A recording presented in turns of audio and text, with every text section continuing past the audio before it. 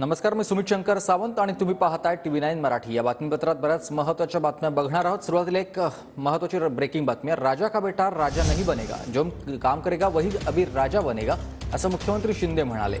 आपल्या पक्षात कोणी मालक आणि नोकर नाही। बाळासाहेब सहकाऱ्यांना सवंगडी समजायचे, मात्र हे लोक घरगडी समजतात, असं मुख्यमंत्री शिंदेंचं वक्तव्य आहे। मुख्यमंत्री शिंदेंनी उद्धव ठाकरेंवर हा हल्लाबोल केलाय। मुख्यमंत्री जरी असलो तरी सुद्धा आजही कार्यकर्ता म्हणून मी काम करतोय। श्रीकांत माझा मुलगा आपल्या शिबिरामध्ये बोलला होता, आपल्या पक्षामध्ये कोणी मालक नाही, कोणी नोकर नाही, आपण सगळे सहकारी आहोत। राजा का बेटा राजा नहीं बनेगा, जो काम करेगा और राजा बनेगा। बाळासाहेब देखील सहकार्यांना सवंगडी समजायचे, परंतु हे आपल्या सहकार्यांना घरगडी समजतात। घरात बसून पक्ष वाढत नाही, राज्य चालवता येत नाही।